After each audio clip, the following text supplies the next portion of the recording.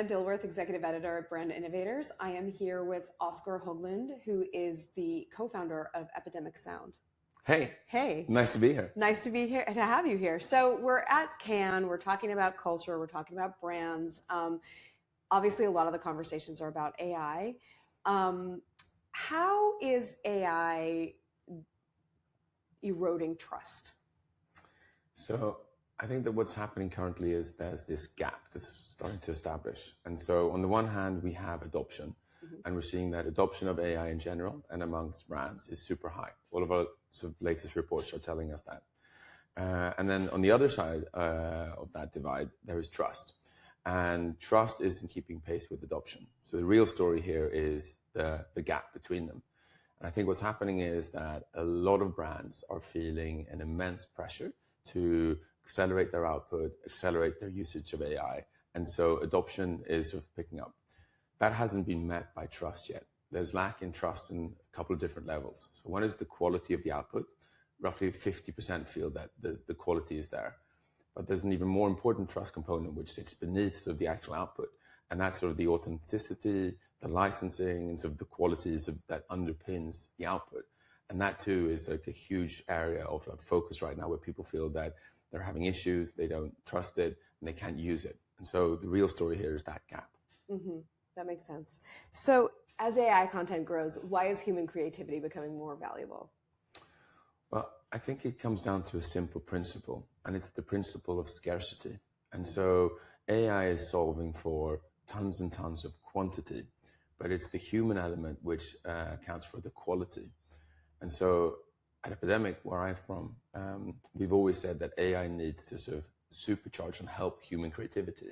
And I think that sits at the core of what we're seeing here, because as there's more and more AI content, some people call it slop, the relative value of like human authenticity, taste, creativity on top of that becomes more and more valuable. And so I think that that's what we're seeing happening right now. And so the magic trick here is that you really want to help brands and creators use AI to element the sort of the human component of the content they're putting out there. So how do you do that? The easiest way to talk about it is to talk about workflows, because it all comes down to workflows. I think that the true breakthrough adoption and usage of AI is when you use that to augment and accelerate and gamify and sort of make it much more interesting and pleasant to be a storyteller, to be a brand putting content out there. So deploying AI into the areas where it actually makes sense, it resonates and it has a purpose, that's how you do that. At Epidemic, we've started to build these incredible work tools now, one being Studio and the other one being Adapt. So what Studio has done is, because we soundtrack so much of all content around the world, and we have so much data and insights in terms of what music works, what content works, with what groups, demographics, platforms, countries, we're able now to say that if you're a brand, you can take the content that you've created and you upload it to us. We use AI then to look through all of that story that's being told, and then we give the creator the opportunity. We recommend like all the relevant music made by humans that would sit perfectly around this content, thus reducing like hundreds of hours and giving them infinite choice. Because once you find that, that's when you can use Adapt, and then you can take that track and you can adapt it. So it's a human track in its core. It has real empathy, it has feeling, because human music drives so much more engagement in content. And so you get all the benefits of the human creativity, but AI is the tooling, the wrapping around it. So helping find it, suggesting it, then adapting it, and then immediately publishing it everywhere. Collecting the signal, how does it work? Bringing that back and saying, this did pretty well, but if we change this music, if we change this intro, if we make this a bit more catchy, it's going to drive even more engagement. So AI becomes magical when you put it into the workflows, and it supercharges humans as opposed to trying to replace them. Absolutely. I mean, I hear from so many brands about how they're testing music to help sort of the connectivity and the reactions and the emotional reactions from the consumers, and how different music. It is remarkable how important music is. Yeah. Our surveys show that brands feel that 75% of all brands say that music is going to make or break the content, whether there's a connection, whether you feel something. 80% say on top of that, however, that they've historically had a lot of problems with music because it used to be fraught with legacy issues and licensing is difficult. That's now accelerating again because AI is introducing more complexity, more uncertainty. This is great for us because we come from the other side of the equation where we have 100% of all the rights, everything is warranted, and we can guarantee that our music is completely sort of clear to use. We instead, so as I said before, we tie AI around this. And so we're seeing a huge influx in much more brands, much more creators, much more distribution, because everyone wants to tell a story, but it needs to travel and it needs to be safe. Copyright is a very big thing. And if your content gets taken down, which more than 50% of all brands have seen like copyright issues in the last 24 months. So this is an epidemic that's sort of really sort of taken a hold where we can come in and solve all of that. Yeah, absolutely. We've seen that as well in our coverage. So tell me, do you think that brands are taking too many risks when it comes to not getting licensing and not?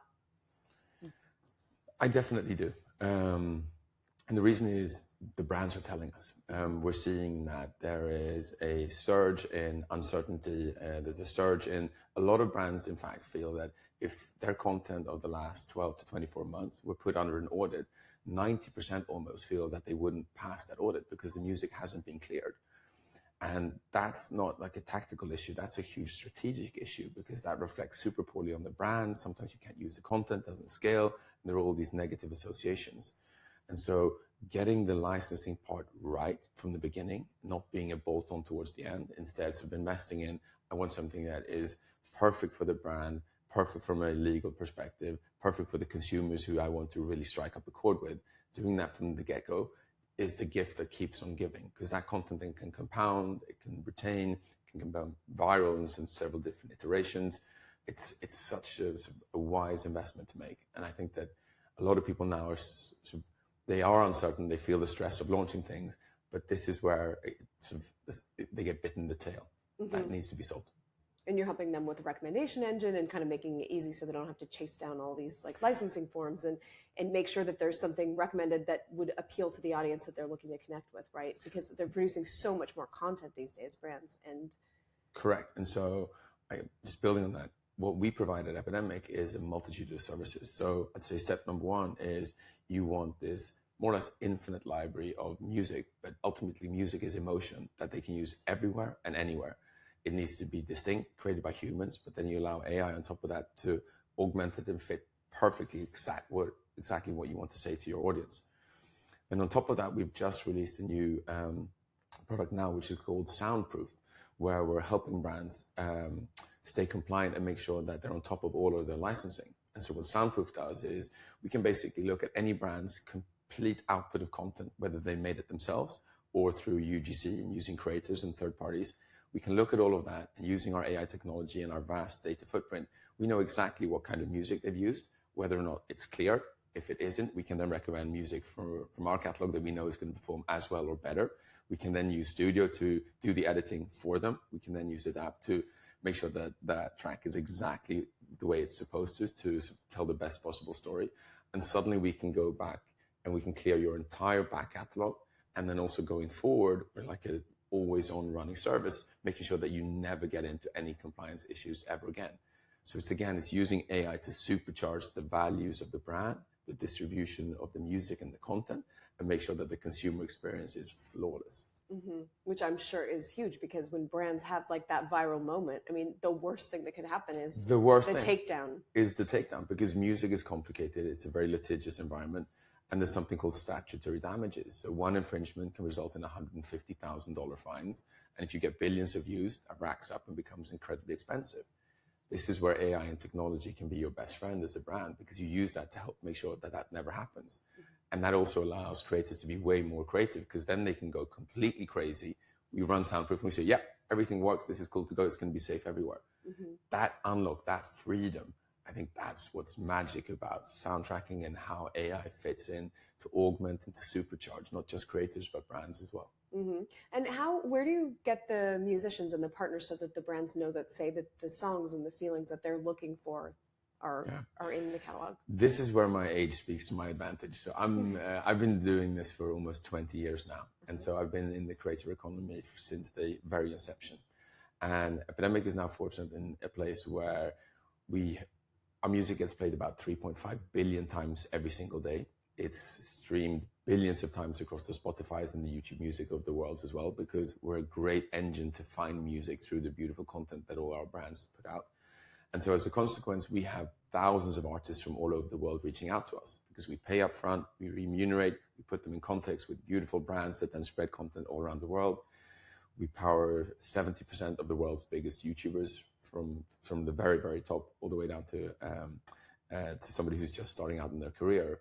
And so as an artist, this is an incredible opportunity to get paid, played, distributed, and sort of start building your career. And so our problem is not an influx of artists, it's the opposite. Like, we're incredibly thoughtful and we cherry pick exactly the artists we want to work with. So over the year, the roster has become huge, but we have hundreds and hundreds of thousands of artists who all want to join Epidemic every single year. Mm-hmm. Walk me through, if I'm a brand and I'm using the platform and say I'm making I want to sell a cupcake and a video and it's for, I don't know, Gen Z. Like how do I find music? So that's a great question. If I were to give the bird's eye view and try and cover some of the important bases, I'd say that the first thing, which is so obvious, is that you would have one relationship with us and it's a one-stop shop. So whatever you determine to do, everything works because it covers all platforms, all jurisdictions, and all versions. So that's step number one. Step number two, as a brand, you might go, I want to produce this myself. It's Gen Z.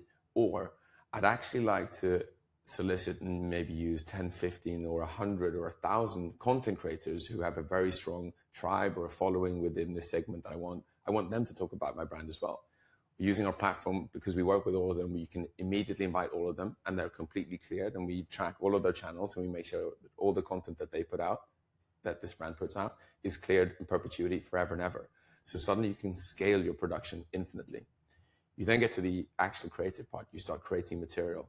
And as I said before, as soon as you have your first rough cut, you can just drop that with Epidemic using our APIs or whatever of our services, because we're integrated into every big workflow out there. So you can do this in CapCut or Premiere Pro or Final Cut or whatever your editing program of choice is. Then we just run our software and we can say that this is a great edit. This is what an intro might look like. This is what a build. This is the release. This is the end. What are the demographics you're looking after? You want to skew more female? Then these tracks have proven to be much better because remember, we get 3.5 billion signals a day. We know what the internet sounds like. So we can in real time feed you the trends, feed you the data, and give you suggestions. So you can tailor the entire story exactly on your demographics. And once you're happy with that, then you can use us and you can upload it and it gets distributed everywhere.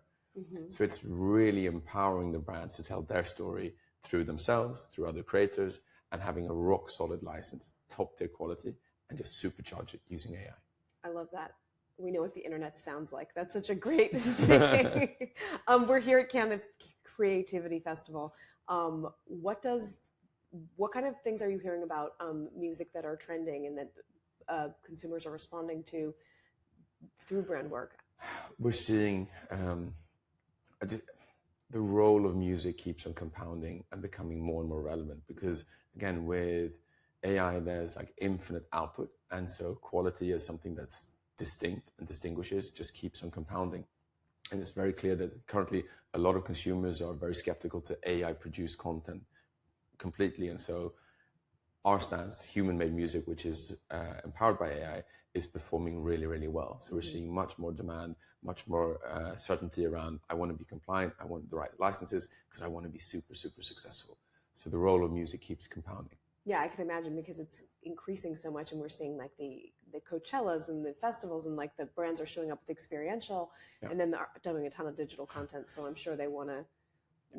And also, I think that in a world where you can start to produce visually stunning and perfect material, the power of that diminishes if that's everywhere. So you want to create feeling and emotion. You want to build trust. And you can choose to not look at something, but you can choose not to listen to something. So when music plays, you immediately get that connection. Absolutely. Thank you, Oscar. This was a great conversation. Thank you so much for joining us today. Thank you for having me. Thank you.